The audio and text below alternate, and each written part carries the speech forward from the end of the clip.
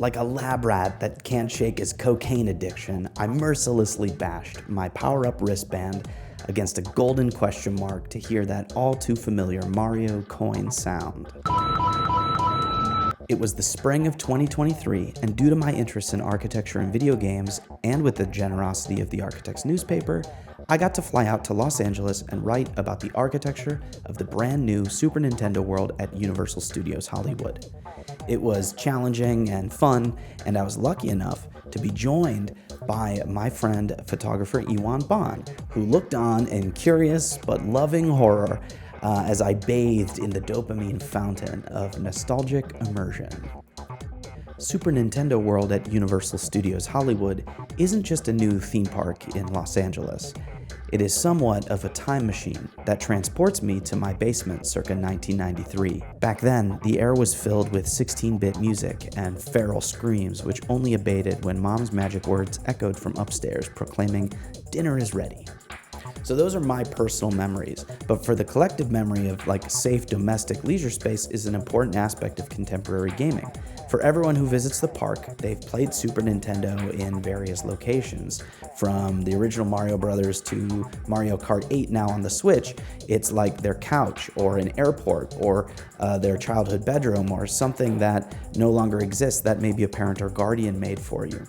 And while that space is different from every individual, it's also the exact same spatial type, which is domestic leisure.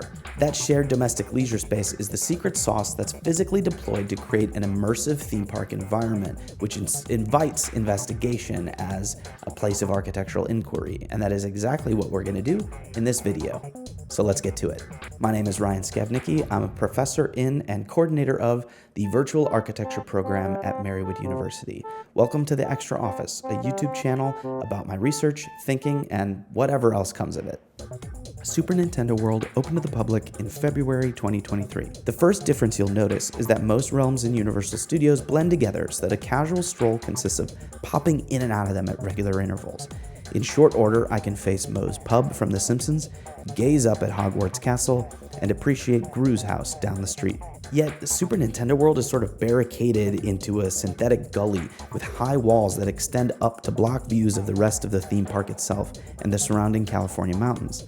The entrance to the area is a bright green steel tube known to Mario fans as a warp pipe. This threshold is a really important step in your spatial conditioning.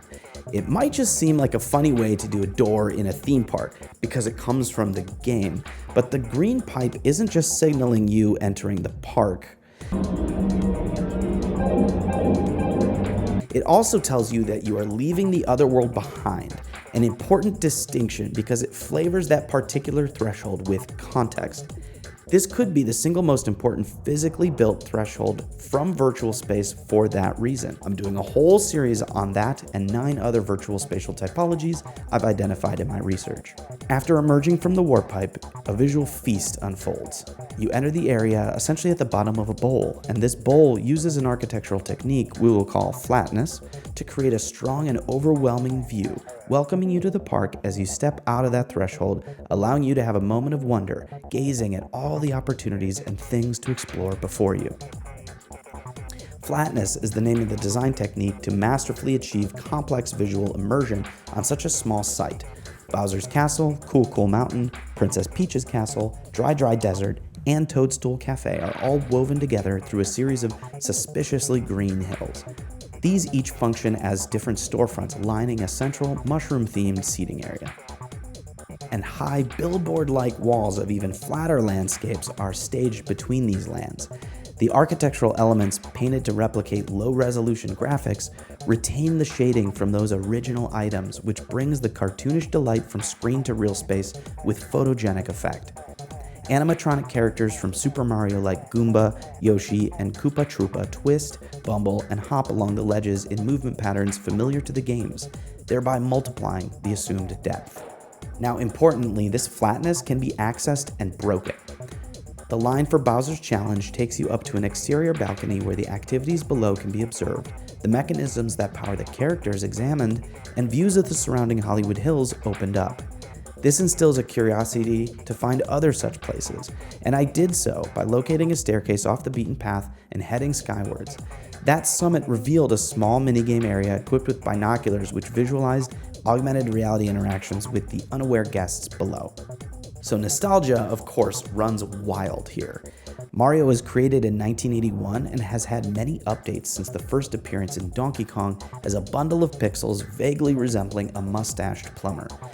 Piloting character design carefully through the technological growth spurts over the next 40 years, Nintendo has doubled down on cartoonish cuteness rather than adding lifelike detail. As grateful as I am for the electrifying live-action 1993 Super Mario Bros. Movie, there is an immediate correction to a fully animated reboot starring Chris Pratt this year as Mario and Jack Black as Bowser. Okay, well that already happened when I wrote this, but within the park there is no throwback to older versions save for one secret spot, which, when activated, illuminates the original Mario character in the middle of a brick wall for a short time before disappearing. Importantly, it's less the main characters, but the levels as worlds, which are developed and explored over time. The park guest becomes Mario. The realms retain essential climatic elements and are convincingly built out with detailed environmental finishing. Green pipes, layered earthen walls, faux wood finishes, and more. Nostalgia for the game and the domestic leisure space it represents is embedded in all of these environments, in addition to the various versions of Nintendo's characters and worlds. So they never added detail to their characters, they always remained cartoons, even through technology being built up. So this may be one reason why the company is the most popular and most liked gaming brand in the United States. The park manages to create new memories on top of that nostalgia. And those new memories being created are intergenerational between parents and their kids who are playing the same game or the same characters, just in different eras. The piece de resistance of world building in Super Nintendo World is a 5-minute long augmented reality ride called Bowser's Challenge, based on the popular video game Mario Kart.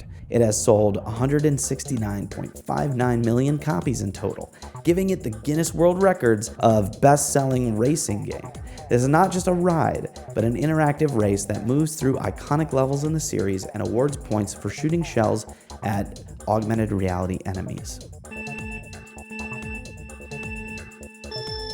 The race kicked off in a familiar way.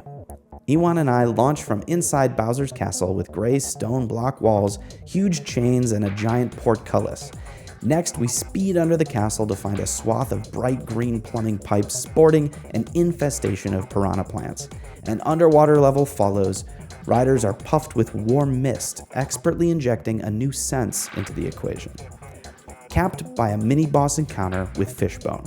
Then we traverse a track first appearing 9 years ago in Mario Kart 8 called Twisted Mansion, which achieves the most awe-inducing architectural detail of the whole park for me.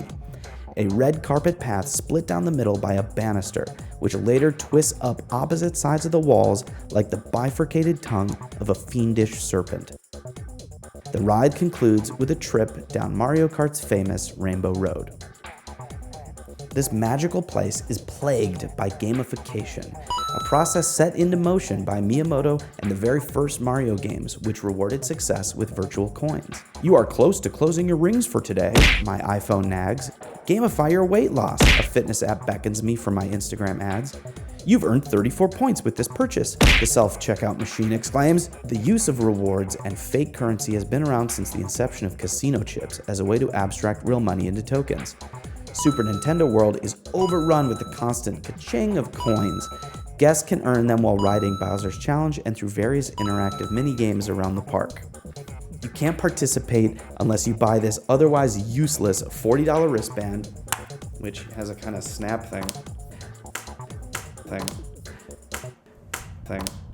which allows you to join leaderboards and see rankings. Theodore Adorno suggests that the re-enchantment of the world through aesthetic experience is also a re-enchantment of human purpose. Beyond revenue generation for Universal World and a potent brand experience for Nintendo, what is the purpose of Super Nintendo World? I emerged from the warp pipe of nostalgia with a smile I couldn't shake off my face. In Super Nintendo World, architecture is a multidisciplinary tool that engages the imagination, resulting in a corporate monument to the power of our shared domestic leisure space. An enchanting experience if you've got the coin. So Super Nintendo World reveals shocking advances in terms of flatness, nostalgia, world building, and their evil cousin, gamification. These ideas do translate to other parks, and let me know in the comments down below if you think there's another theme park that I should do next. I'm Scav, and I'll see you next time in the Extra Office.